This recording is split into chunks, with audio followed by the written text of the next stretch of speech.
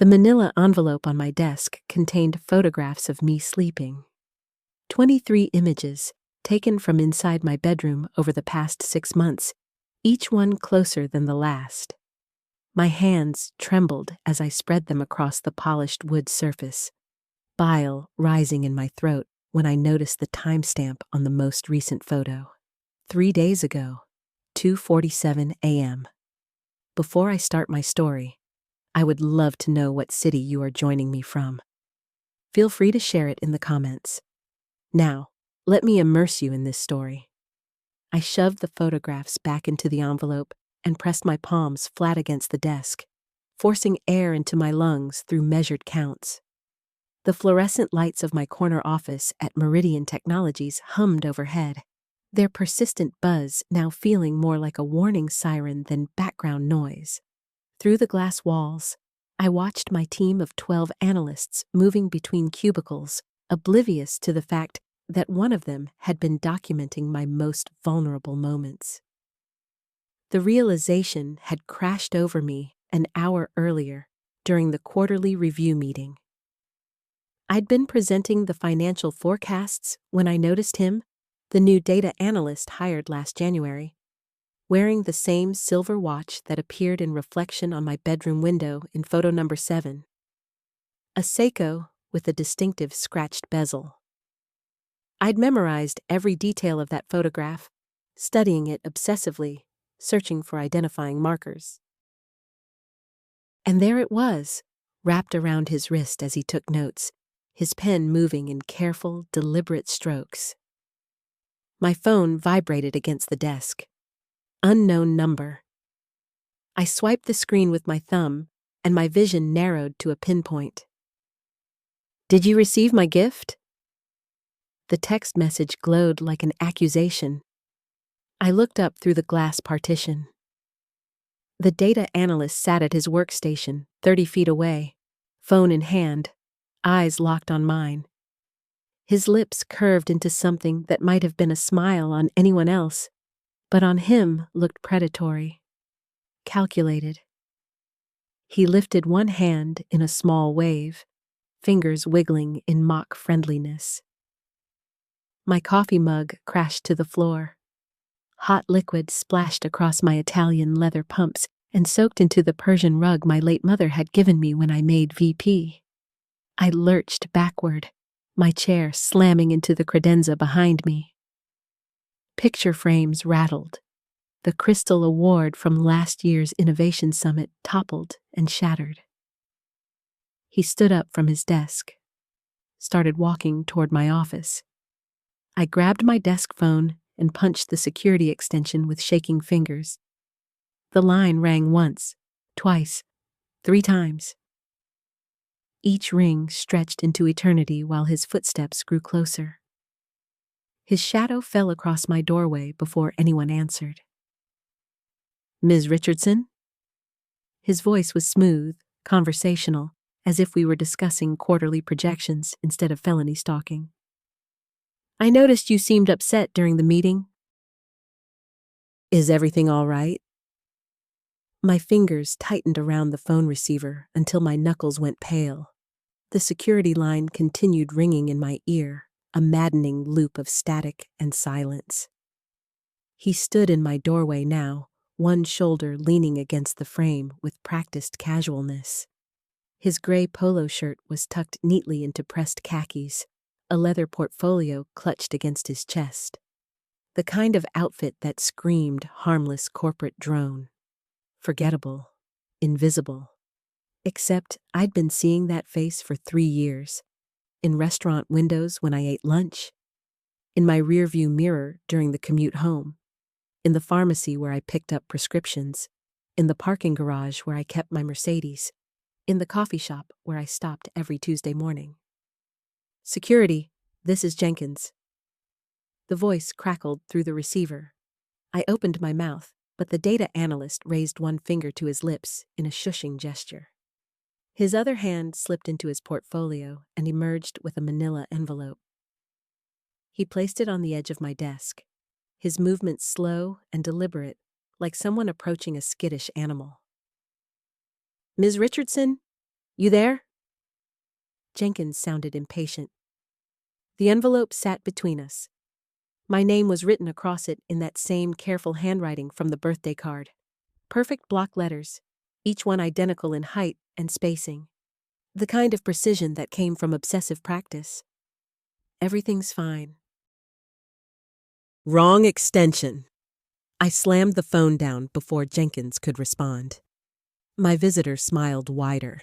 He gestured to the visitor chairs across from my desk, eyebrows raised in silent question. The air conditioning kicked on with a mechanical wheeze, and I felt cold air wash across the sweat dampening my silk blouse. My heart hammered against my ribs so hard I thought it might crack bone. I need you to leave my office. The words came out steady, authoritative. VP voice. The voice I used in boardrooms and budget meetings. Now. He didn't move. Instead, he reached out and straightened the nameplate on my desk. His fingers traced the engraved letters with disturbing gentleness. You never responded to my messages. His tone was hurt, petulant, like a child denied a promised toy. I've been trying to reach you for months, years actually, but you kept changing your number, moving apartments, making it so difficult. The envelope stared up at me. I could see the outline of photographs through the thin paper.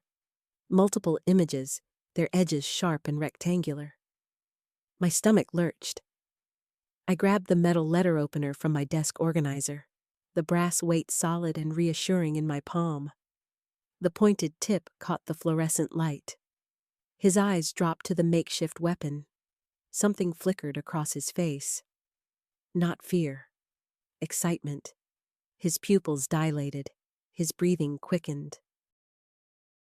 He took a step closer to my desk, and I thrust the letter opener forward, putting the mahogany desk between us like a barricade. Marcus, I need those Q3 projections. Oh. The voice came from behind him. Female, young, uncertain. I couldn't see who it was through his frame blocking my doorway. Sorry, I didn't realize you were in a meeting. He turned his head, and in that half-second of distraction, I memorized everything. The slight scar above his left eyebrow. The constellation of freckles on his neck. The way his right earlobe was larger than his left.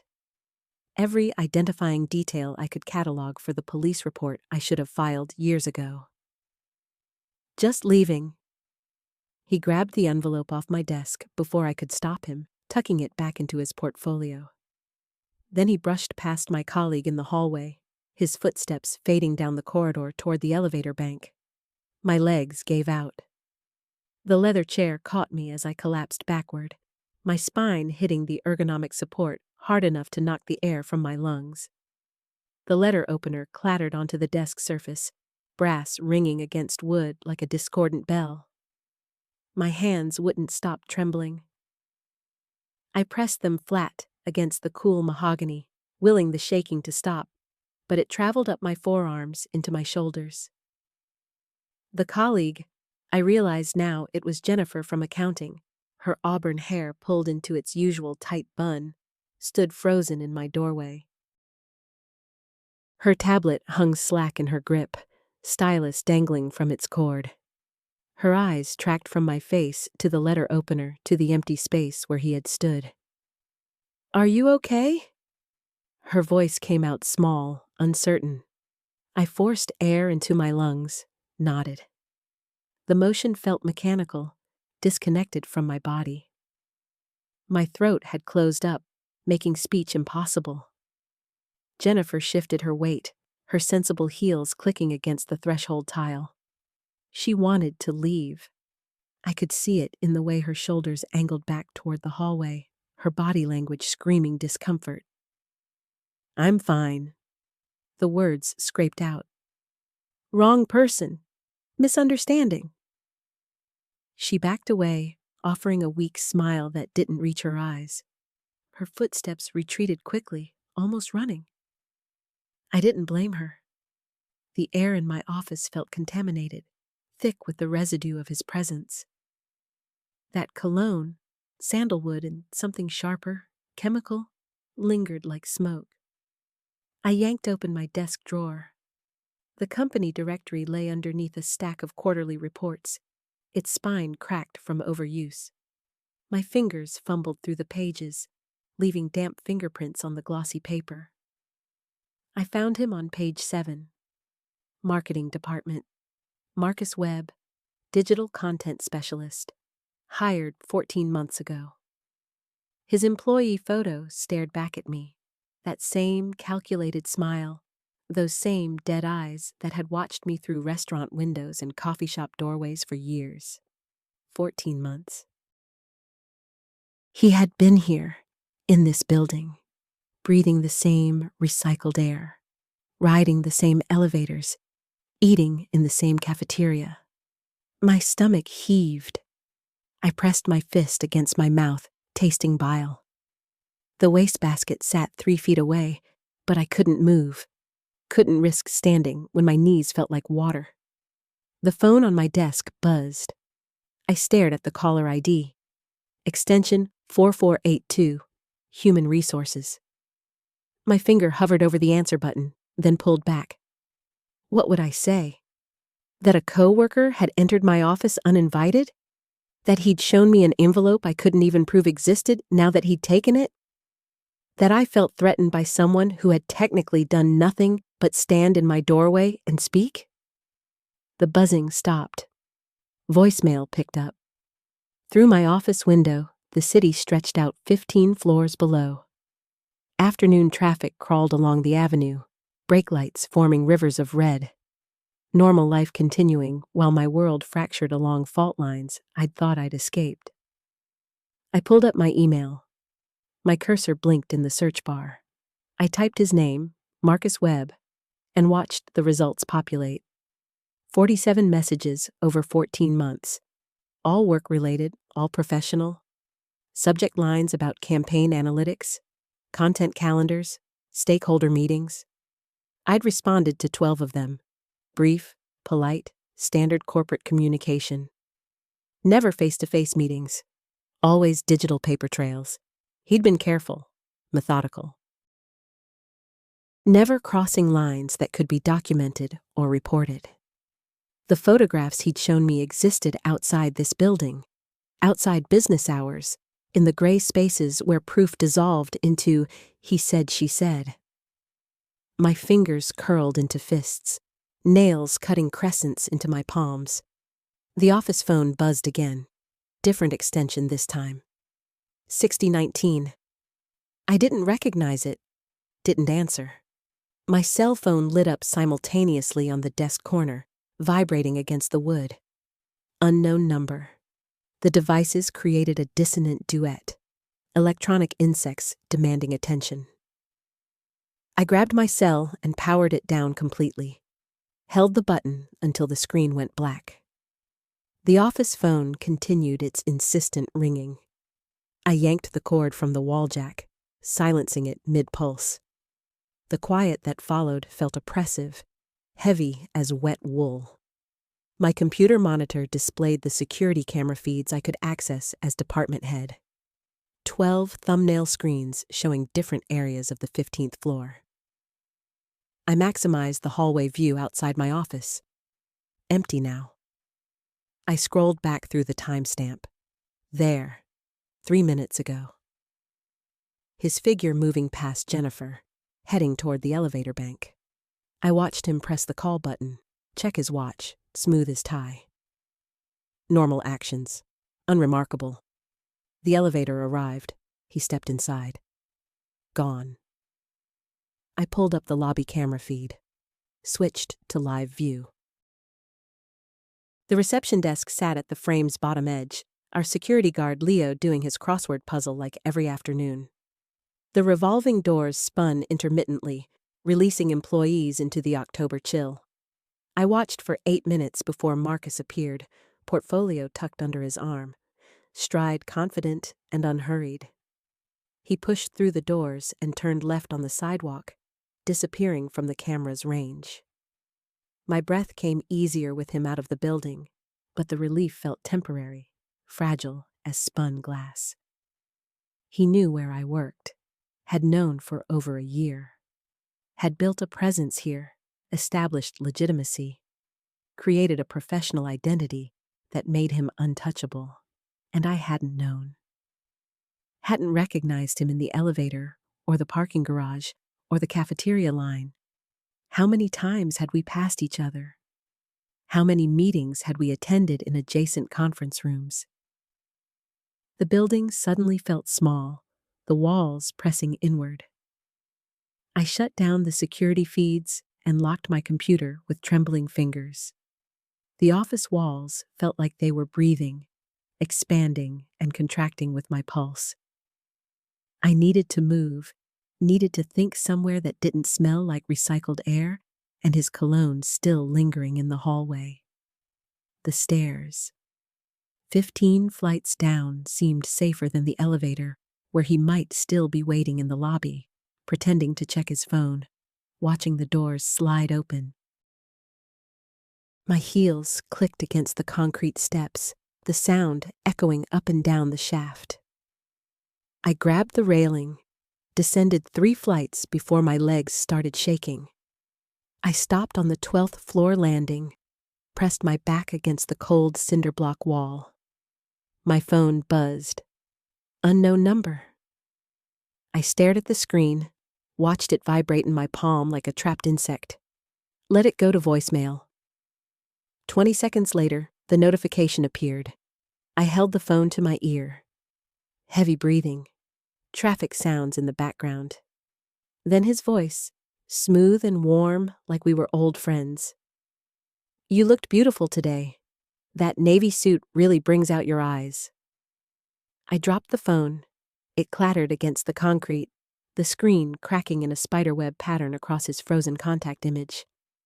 My hands found the wall behind me, fingers scraping against the rough texture. He'd seen me this morning, had watched me walk from my car, had cataloged what I wore, noticed details that made my skin crawl and my stomach twist. I scooped up the phone with shaking hands, deleted the voicemail without listening again, but his words had already burrowed deep. The stairwell suddenly felt exposed, the small rectangular windows on each landing offering too many sightlines. I pushed through the 12th floor door into the accounting department. The fluorescent lights buzzed overhead. Cubicles stretched in orderly rows, the late afternoon skeleton crew hunched over spreadsheets and quarterly reports. I wove through the maze, trying to look purposeful, trying to ignore the curious glances from accountants who knew I didn't belong on their floor. The break room sat in the northwest corner. I locked myself in the single-stall bathroom, ran cold water over my wrists, splashed it on my face. The mirror reflected someone I barely recognized. My carefully applied makeup had creased at the corners of my eyes. My lipstick had worn away during the meeting, leaving my mouth pale and tight. I looked old, looked scared, looked exactly like prey.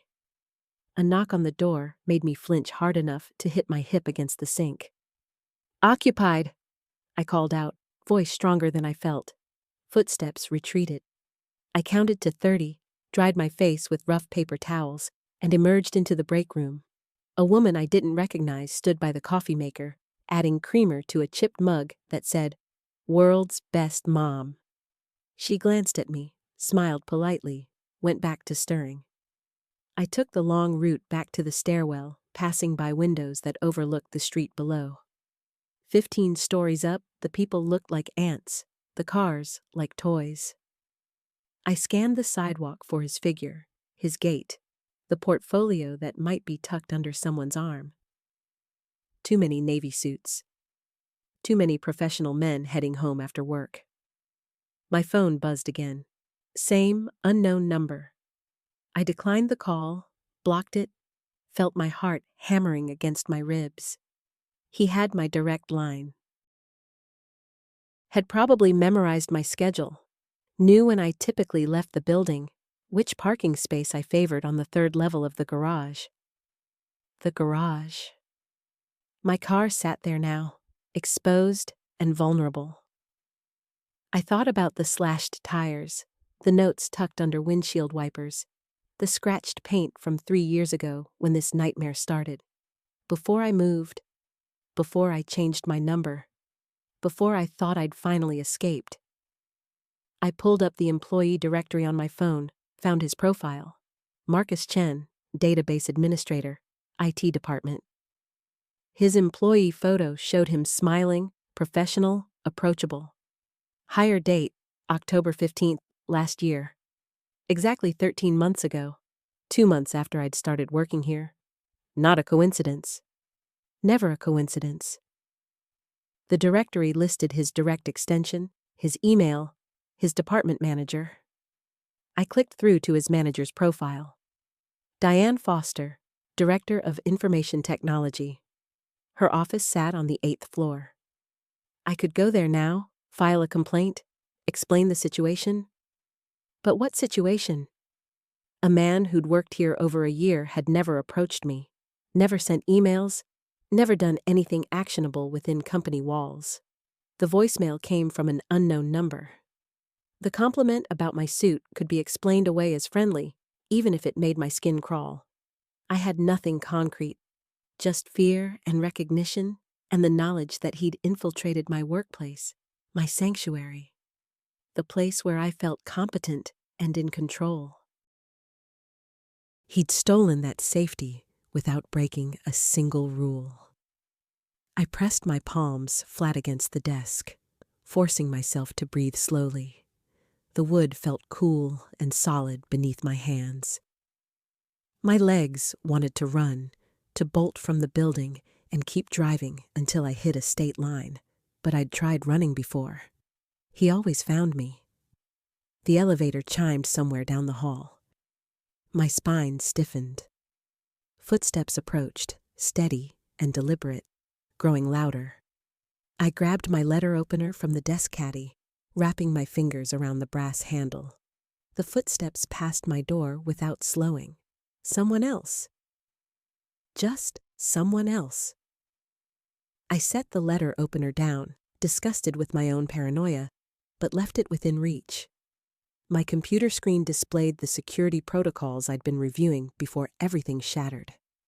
Company policy required badge access logs for all employees, tracked every entry and exit, every secured door opened.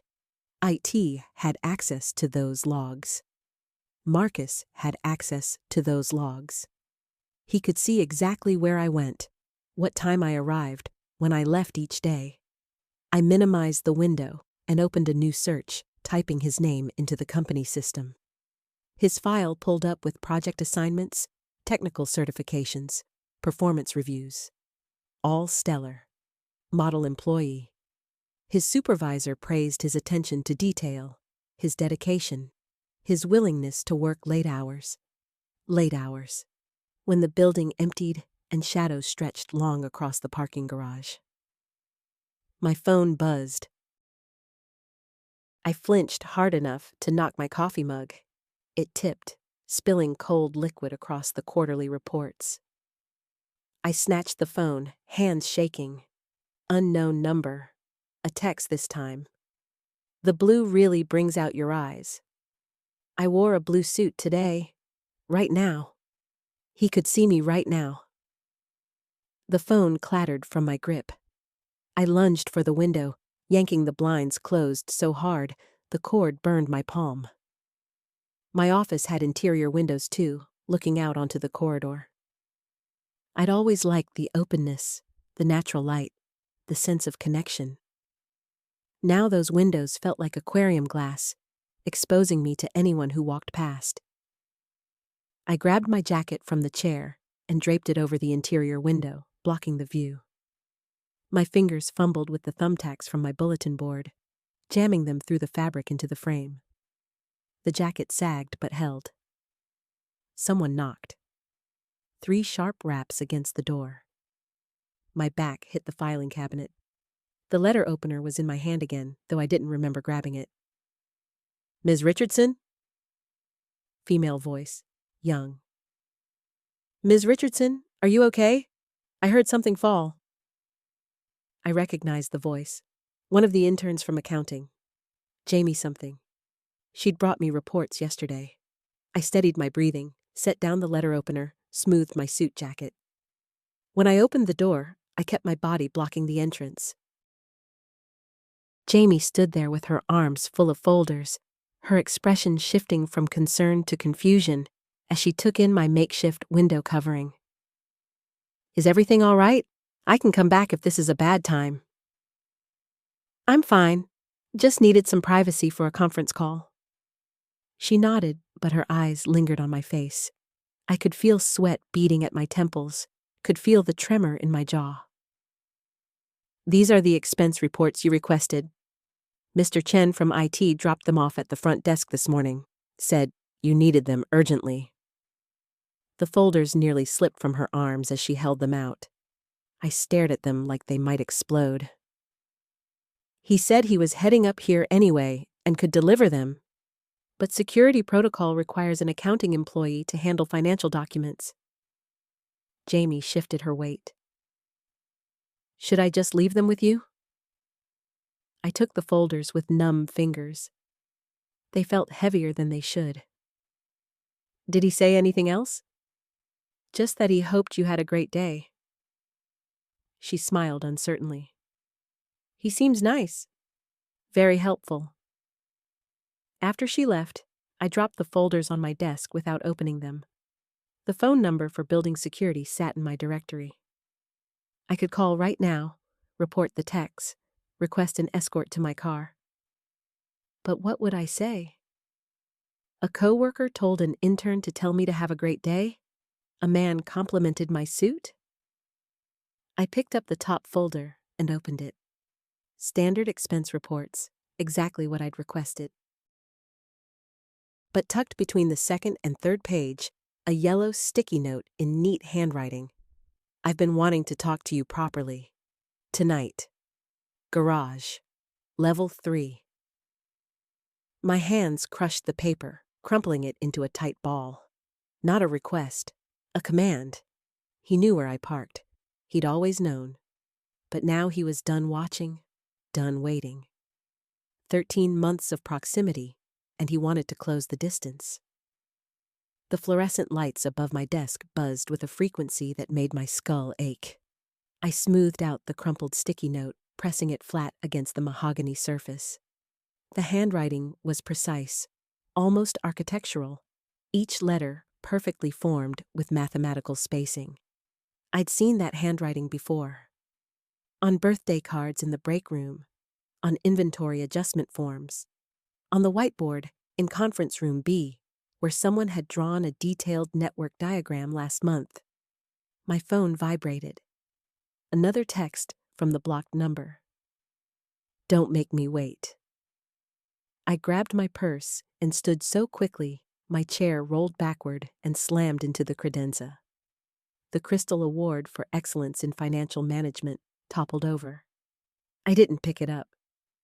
My heels clicked against the tile as I moved toward the elevators, but I pressed the button for the 5th floor instead of the lobby. Human resources occupied the entire western wing. The department director's office sat at the far end, glass walls offering a view of 20 cubicles where employees processed personnel files and benefits paperwork. I knocked twice on the doorframe. The woman inside looked up from her computer, removing reading glasses that hung on a silver chain. Do you have a moment? My voice came out steadier than I felt. She gestured to the chair across from her desk. Of course. What can I do for you? I sat down and placed the sticky note on her desk, oriented so she could read it. I need to file a complaint about an IT employee. His name is David Chen. He's been sending me inappropriate messages and making unwanted contact. She picked up the note, examined it, set it down. Her expression remained neutral, professional. How long has this been going on?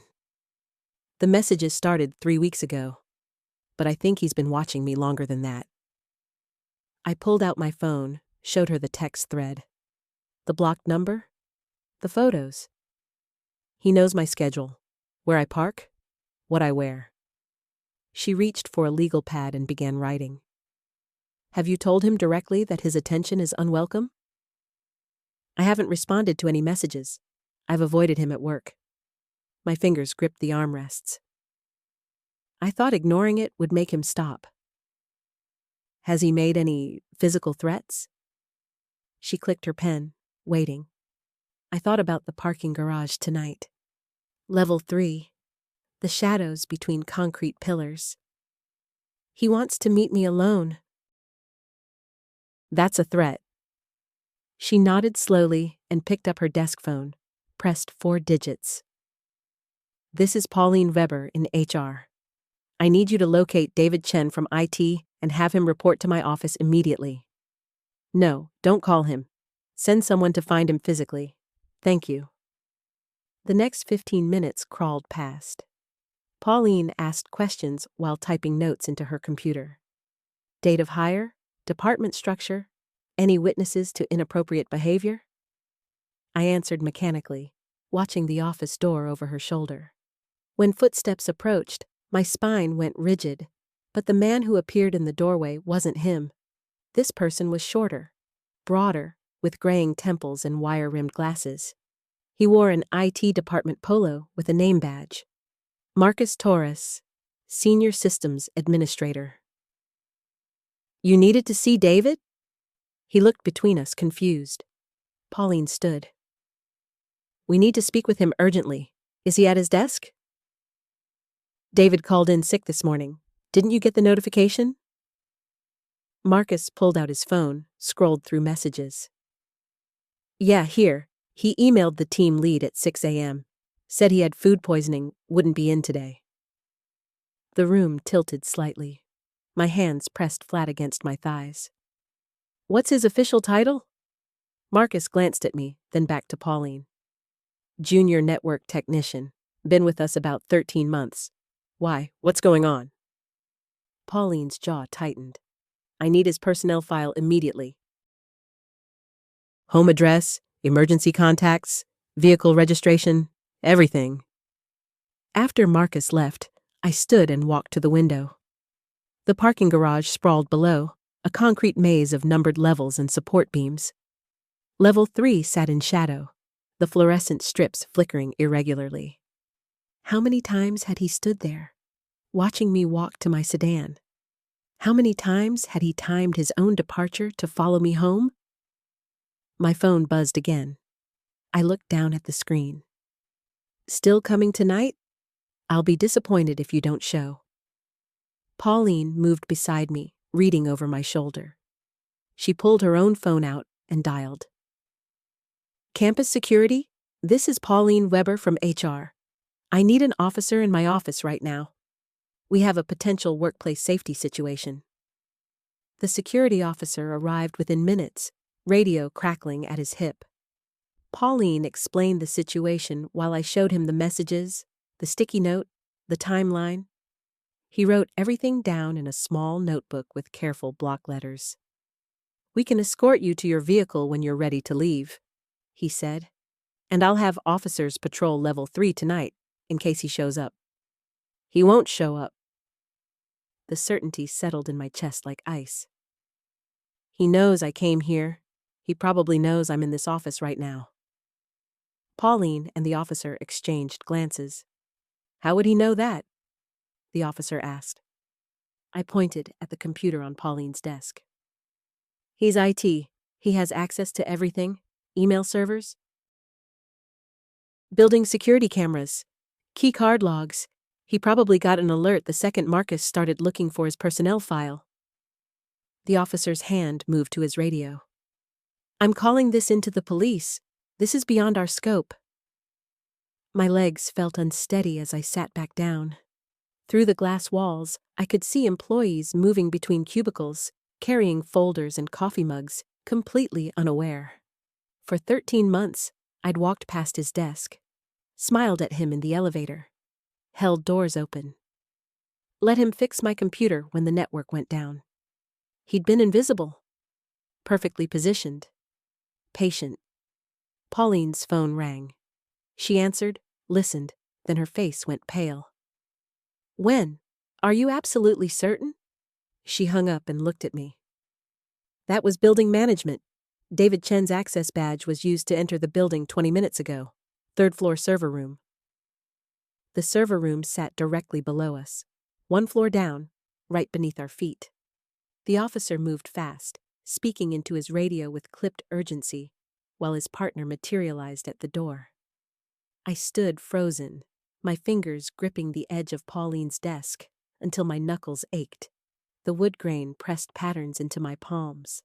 Below us, somewhere in the guts of the building, David Chen was doing something with servers that held every piece of data flowing through this company. Every email I'd ever sent, every document I'd touched, every website I'd visited on the network. Ma'am, we need to move you to a secure location now. The second officer reached for my elbow, but I pulled back. No. My voice came out steadier than I expected. I'm not running anymore. Pauline stepped between us, her hands raised. Natasha, please, let them do their job. I shook my head, already moving toward the door. My heels clicked against the tile as I pushed past both officers into the hallway. The fluorescent lights overhead buzzed and flickered. Behind me, I heard boots pounding, voices calling my name, but my legs were already carrying me toward the emergency stairwell. The red exit sign glowed like an eye watching everything unfold. My shoulder hit the metal door hard enough to send pain radiating down my arm. The stairwell smelled like concrete dust and old paint. Cold air rushed up from below, carrying that distinctive scent of electronics and recycled air that marked every server room I'd ever been near. My hand found the railing as I descended, taking the steps 2 at a time despite my pencil skirt restricting my stride. The second floor landing blurred past. My breath came in sharp gasps that echoed off the cinder block walls. Above me, the door crashed open again, and heavy footsteps thundered down. The officers were shouting something about protocol, about safety, about staying back, but their words dissolved into meaningless noise. Every day for 13 months, I'd felt his eyes crawling over my skin.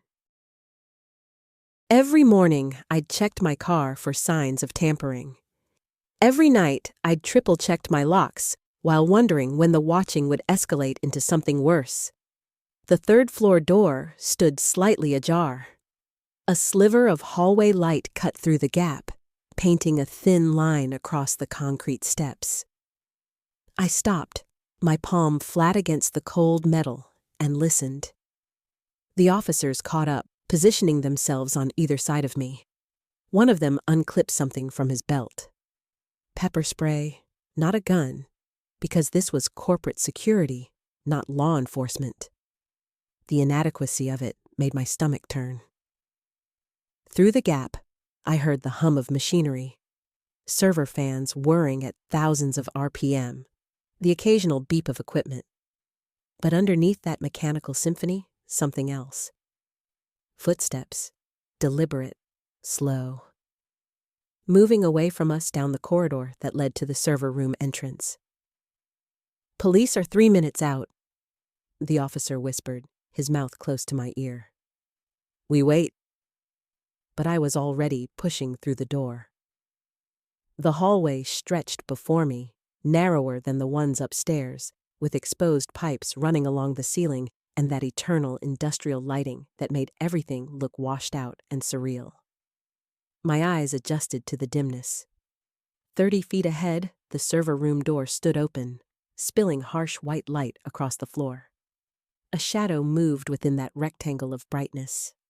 Tall, lean, moving with purpose between the server racks. My legs carried me forward even as my mind screamed contradictions. Get closer. Run away. Confront him. Hide. The distance between us collapsed as I approached the doorway. The officers flanked me now, no longer trying to hold me back, but moving in tactical formation.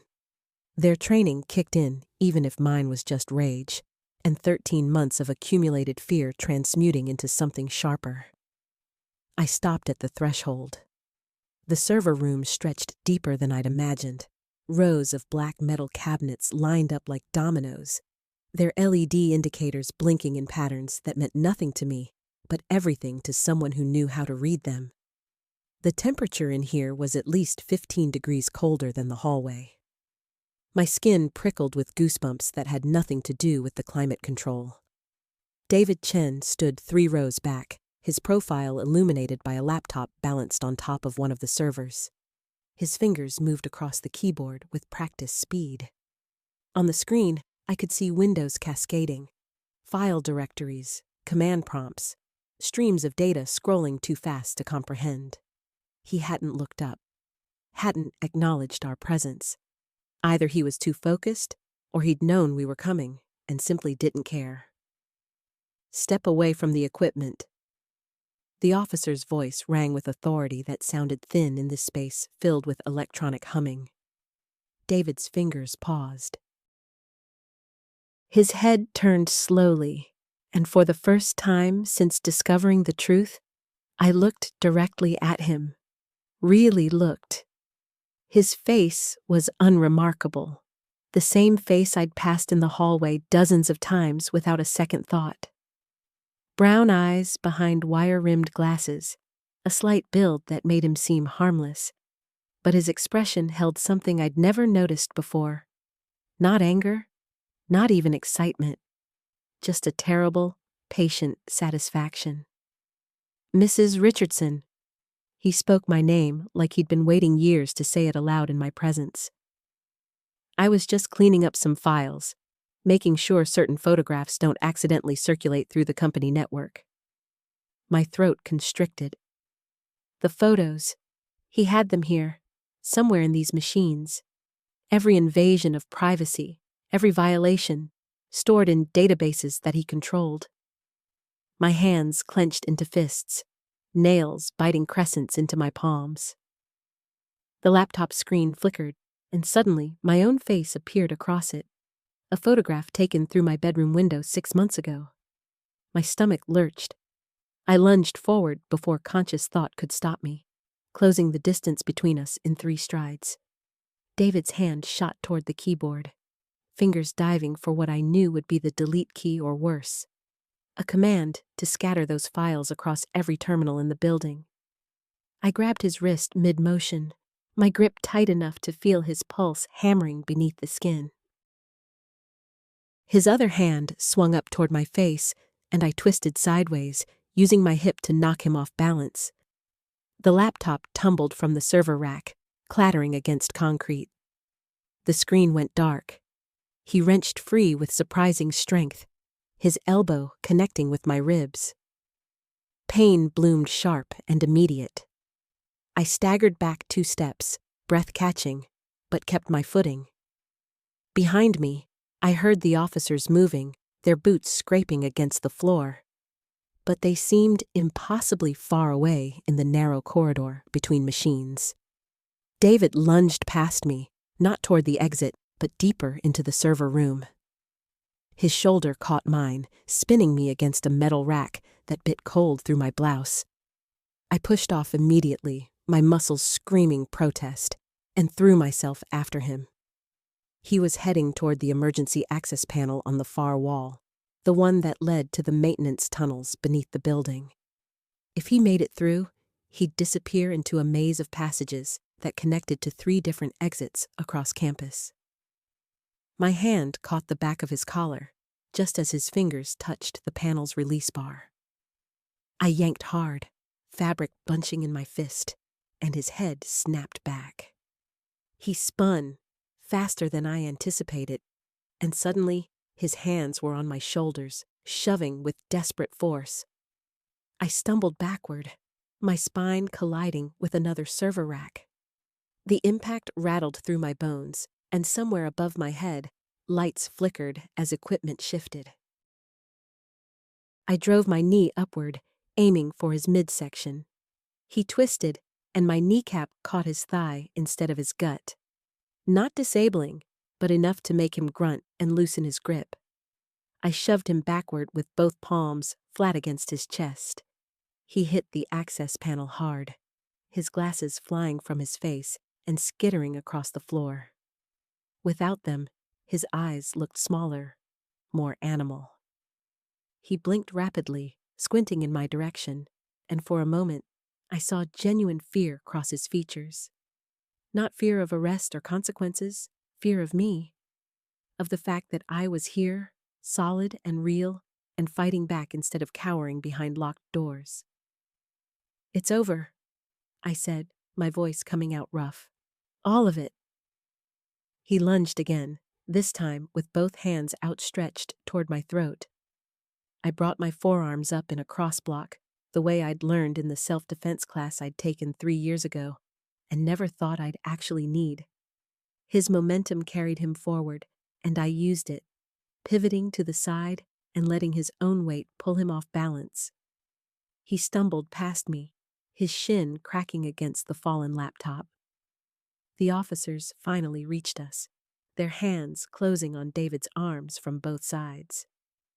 He thrashed once, twice, his movements becoming more frantic and uncoordinated. One officer forced him down to his knees, while the other pulled his arms behind his back. The sound of handcuffs clicking into place seemed impossibly loud. I pressed my hand against my ribs where his elbow had connected, feeling for damage.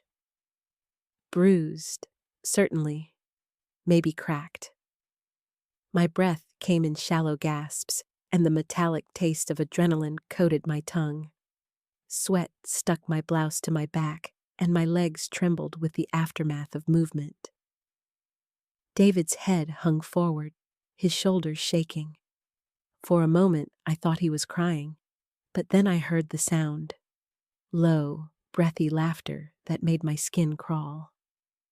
The officers hauled him to his feet, and his head tilted up to look at me through the curtain of his disheveled hair. "You'll never be rid of me," he whispered, his voice carrying despite the server room's ambient noise. "Every time you close your eyes." "Shut up." The officer on his right jerked him toward the exit. "You have the right to remain silent. I suggest you use it." They moved him past me, close enough that I could smell his sweat and the coffee on his breath. I didn't move, didn't flinch, just met his eyes until he looked away first. My hands still shook, but I kept them steady at my sides, refusing to let him see the tremor. When they disappeared through the doorway, I let myself sag against the server rack. The metal was cool through my blouse, grounding. My reflection stared back at me from a darkened monitor screen. Hair disheveled, mascara smudged beneath one eye, collar askew. But my jaw was set, my spine straight despite the ache radiating from my ribs. The fallen laptop lay at my feet, its screen cracked but still faintly glowing. I crouched down, joints protesting, and carefully picked it up by the edges. Evidence. Everything on this machine would be cataloged, examined, used to build the case that would ensure he never got close to me again. Block 910. The detective's office smelled like burnt coffee and old paper. I sat in the hard plastic chair, my purse clutched in my lap, watching Officer Chen flip through the printed pages of evidence they'd pulled from the laptop. 3 weeks had passed since that morning in the server room, and the bruise on my ribs had faded to a yellowish shadow beneath my skin. "These go back 18 months, Chen said, not looking up from the documents. "Long before he was hired at your company?" My throat tightened. I forced myself to breathe evenly, to keep my hands relaxed on the leather of my purse.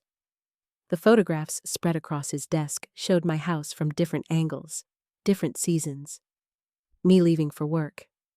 Me at the grocery store. Me sitting on my porch with my morning tea, unaware that someone was documenting my existence frame by frame. "We found the storage unit yesterday." Chen finally looked up, his expression carefully neutral. 17 boxes of materials related to you, receipts he'd collected from your trash. Copies of your work emails. We're still figuring out how he accessed those. A timeline mapping your entire daily routine. I swallowed hard. The fluorescent lights hummed overhead, too bright, making my eyes water. Or maybe that wasn't the lights at all. The prosecutor wants to meet with you Friday, Chen continued. She's confident we have enough for multiple charges. Stalking, cybercrime, assault, breaking and entering. He won't be getting bail. The relief should have felt bigger, more overwhelming. Instead, it settled into my chest like a stone, heavy and solid.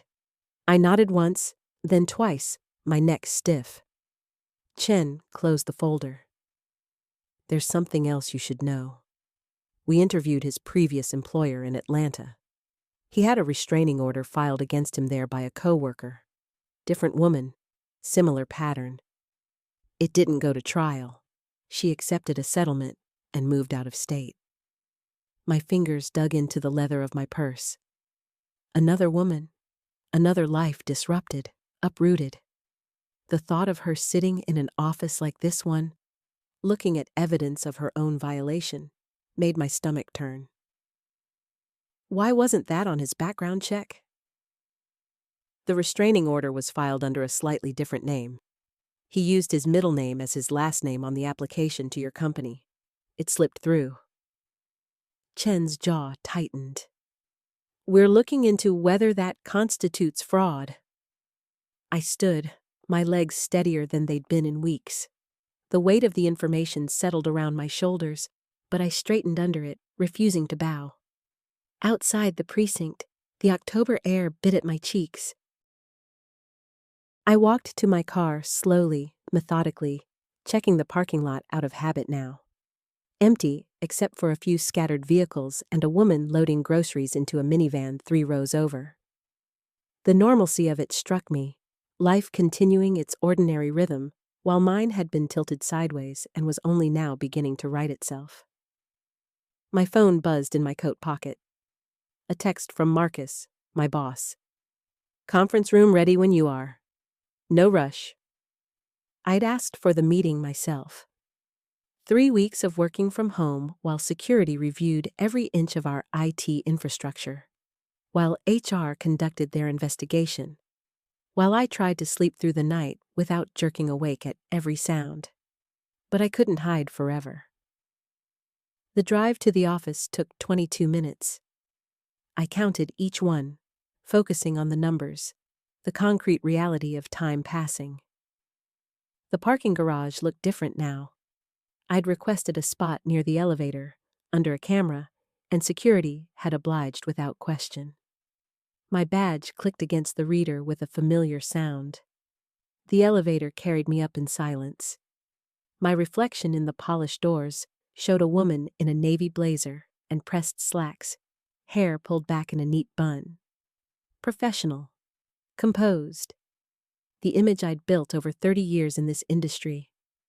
The costume felt strange now, like wearing someone else's clothes, but I smoothed my lapels and stepped out when the doors opened. Marcus waited outside the conference room. His tie loosened, circles under his eyes. He'd aged in 3 weeks, new gray threading through his temples. Thank you for coming in, he said quietly. I just nodded and walked past him into the room. The entire senior leadership team sat around the long table, 8 faces turning toward me as I entered. The HR director, Patricia, stood and gestured to the chair at the head of the table. Please, sit. I remained standing. My hands rested on the back of the chair, knuckles pale against the dark leather. Patricia cleared her throat. We want to start by apologizing. Our screening processes failed you. We've already begun implementing new protocols. I'm not here for an apology, I said. My voice came out stronger than I'd expected, cutting through her prepared speech. I'm here to tell you what needs to change. The room went silent. Marcus shifted in his seat. The CFO, Gregory, set down his pen with a soft click against his notepad. I pulled a folder from my bag, the one I'd been compiling during those long nights at home when sleep wouldn't come. I set it on the table and slid it toward Patricia. Mandatory training on recognizing stalking behaviors, anonymous reporting systems that bypass direct supervisors, security escorts available on request, no questions asked, regular audits of IT access logs. I ticked off each item on my fingers, my voice steady. And a victim advocate position, someone whose only job is to support employees going through situations like mine. Patricia opened the folder, her eyes scanning the detailed proposals I'd typed up. Gregory leaned over to read along with her. "These are comprehensive," Patricia said softly.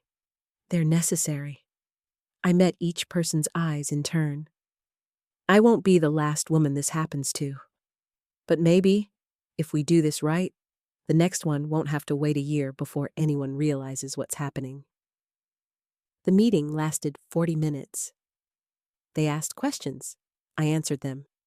We talked about implementation timelines, budget requirements, policy reviews. The conversation felt surreal, discussing the framework that might have protected me from what I'd already endured. But with each item they agreed to, each note Patricia made, the tightness in my chest loosened incrementally. When I finally left the building, the sun had begun its descent toward the horizon, painting the sky in shades of orange and deep purple. I stood in the parking garage next to my car, key fob in hand, and let myself feel it. The weight of what I'd survived, yes, but also the strength it had revealed. Not the kind of strength that comes from never being broken, but the kind that comes from picking up the pieces and deciding how to arrange them differently. Story block 1010. 6 months later, I stood in the new community center's meeting room, smoothing the wrinkles from the tablecloth draped over the refreshment table. Sunlight streamed through tall windows, casting geometric patterns across the polished floor. The scent of fresh coffee mingled with the subtle vanilla from the cookies arranged on porcelain plates. My hands moved with practiced efficiency, positioning name tags and information packets at each chair in the semicircle I'd arranged earlier. The door opened, and a woman stepped inside, her shoulders hunched forward, arms wrapped protectively around herself. Dark circles shadowed her eyes. I recognized that posture, had worn it myself not so long ago. "Welcome," I said, keeping my voice gentle. "I'm glad you came." She nodded but didn't speak, taking a seat near the exit. I didn't push. Within 20 minutes, 7 more people filtered into the room, each carrying their own weight of fear and uncertainty. Some made eye contact. Others stared at the floor. I poured coffee, offered cookies, gave them space to settle. When I finally sat down, completing the circle, I took a breath that filled my lungs completely. The breathing exercises my therapist had taught me worked now without conscious effort, grounding me in the present moment. 6 months ago, I testified against someone who stalked me for a year, I began. He worked at my company, sat 3 floors below me. Learned my routines, my schedule, everything about my life. My fingers traced the rim of my coffee cup. I thought I was going crazy before I understood what was happening. The woman by the exit lifted her head. Others shifted in their seats, leaning forward incrementally. I spoke for 15 minutes, laying out the facts of my experience without embellishment. The discovery, the investigation, the trial, the aftermath. When I finished, silence filled the room, not empty, but full of understanding. "You're not alone," I said, "and you're not crazy." The sessions ran every Thursday evening. I'd partnered with a local advocacy organization, secured funding through a grant, and volunteered my time to facilitate. Between meetings, I continued working at the company, though in a different building now. Patricia had promoted me to senior analyst, and I'd helped implement every policy change we'd discussed. The security team conducted quarterly audits. The victim advocate position had been filled by a former crisis counselor named Jordan, who operated with both compassion and steel-reinforced boundaries. My apartment looked different now, too. I'd repainted the walls a warm terracotta shade, hung artwork I'd collected from local galleries, replaced the locks even though I didn't strictly need to anymore. Plants lined the windowsills, succulents and ferns that thrived under my care. The space felt like mine again, reclaimed inch by inch. On Saturdays, I met with a book club I'd joined. 5 women and 2 men who argued passionately about literature over wine and cheese. On Sundays, I volunteered at the community garden, my hands buried in rich soil, coaxing life from seeds. Tuesday evenings belonged to my therapist's office, where I continued unpacking the layers of trauma and resilience in equal measure. The nightmares came less frequently now. Weeks could pass without that jolting wake at 3 a.m., heart hammering, sheets damp with sweat. When they did surface, I had tools to navigate them: breathing techniques, grounding exercises, the phone number of my support network programmed into my favorites. I'd started writing too, documenting my experiences in a journal that grew thicker each month. The words flowed easier now, less jagged, though still honest about the darkness. My therapist suggested I might eventually want to publish something, help others who walked this path. I hadn't decided yet. The writing itself provided enough healing for now. One evening after group, the woman who'd sat by the exit that first day approached me. Her shoulders no longer curved inward quite so severely. "Thank you," she said simply. I squeezed her hand. "Keep coming back." She nodded and left, her steps steadier than when she'd arrived. I locked up the community center, set the alarm, and walked to my car through the parking lot. The spring air carried the scent of blooming jasmine from nearby hedges. Streetlights flickered on as dusk settled over the city. I drove home through familiar streets, no longer checking my rearview mirror obsessively, no longer cataloging every car that followed the same route. My phone buzzed at a red light. A text from Patricia. "Board-approved expansion of advocacy program to all regional offices. Your presentation sealed it." I allowed myself a smile. The light turned green and I accelerated forward. At home, I prepared dinner. Salmon with roasted vegetables. A glass of white wine. Music played softly from my speaker. Jazz that filled the space without overwhelming it. I ate slowly, savoring each bite, present in my body in a way I hadn't been during those months of hypervigilance. Later, I stood on my balcony watching the city lights sparkle against the darkening sky. The world stretched out before me, full of possibilities I'd almost lost sight of. The journey hadn't been linear. Some days still challenged me more than others. But I'd built something from the wreckage. Not just survival, but a life with purpose, connection, meaning. The wind picked up, carrying the distant sound of traffic and voices. I breathed it in, held it, released it. Tomorrow would bring another group session, another chance to transform pain into power, isolation into community. The work mattered. The healing continued. And I was here to witness it, guide it, live it. I was here.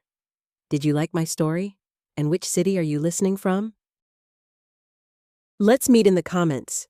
If you like the story, you can support me by sending a super thanks so I can keep bringing more stories like this. Thank you so much for your sweet support. I'm looking forward to your comments on the story. On the screen, you can see 2 new life stories that I highly recommend. There's so much more on my channel. Don't forget to subscribe. See you in the next life story. With love and respect.